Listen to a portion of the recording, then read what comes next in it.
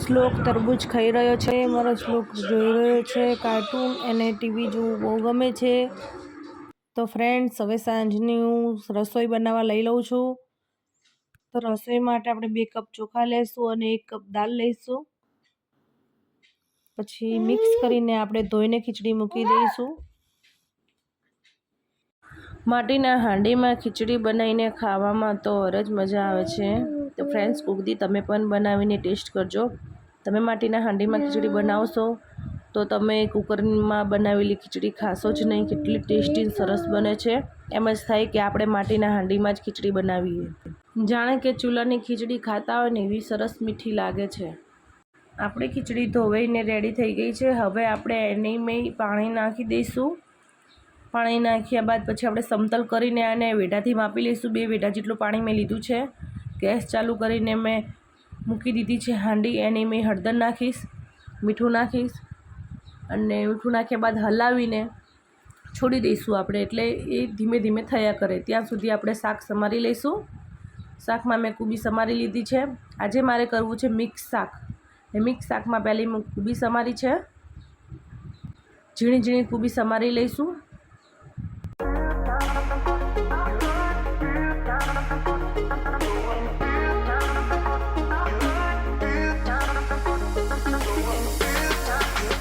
ત્યારબાદ પછી આપણે ડુંગળી લઈ લઈશું. ડુંગળીને ઝીણી ઝીણી સમારી લઈશું. તો આપણી ડુંગળી ઝીણી ઝીણી સમરાઈ ગઈ છે. તો ફ્રેન્ડ્સ, તમને મારો વિડીયો ગમે તો લાઇક, શેર અને સબસ્ક્રાઈબ જરૂર કરજો.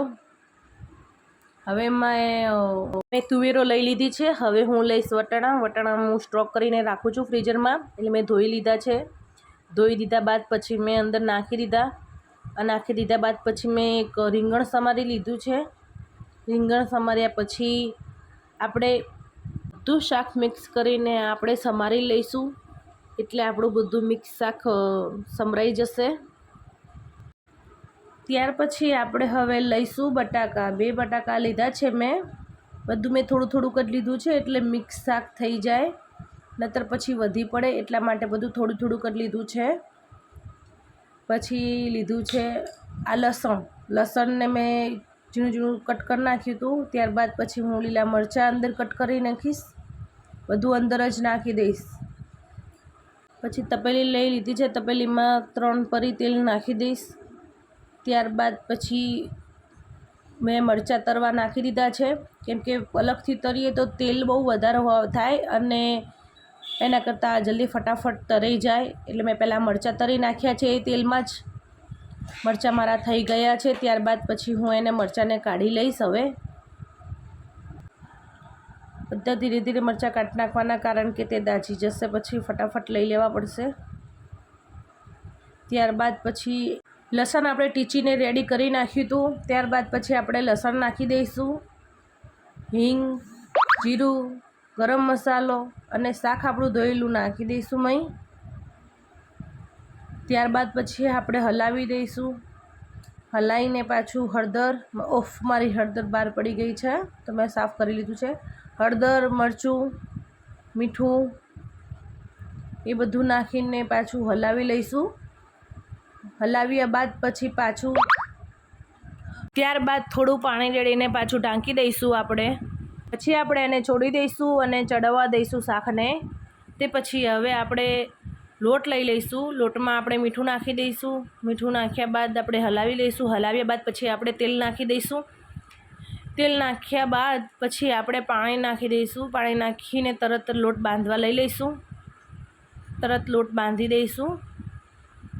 બરોબર મસળીને લોટ બાંધશો તો લોટ સરસ બંધાશે. આપણો લોટ બનીને તૈયાર થઈ ગયો છે.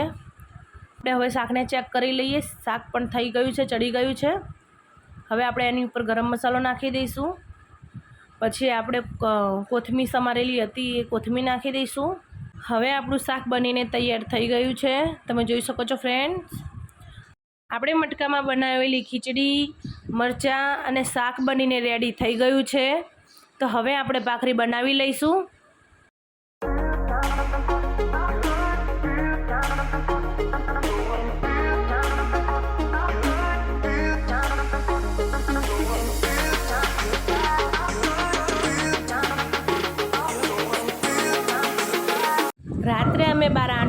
નીકળ્યા હતા તો પછી છોકરાઓને રમવું હતું એટલે અમે બોલ લઈને છોકરાઓને દુકાને રમવા લઈને આવ્યા છે. આ અમારું કોમ્પ્લેક્સ છે, તમે જોઈ શકો છો ફ્રેન્ડ્સ કે કેવું છે.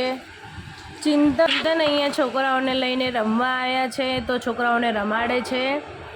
જો અમારા અર્શી કેવો દોડે છે, એને તો દડો બહુ જ ગમી રહ્યો છે. છોકરાઓને તો એને તો દડો સૂવે ત્યાં સુધી દડો, ઉઠે તોય દડો, આખો દિવસ બસ દડો જ કરતો હોય છે.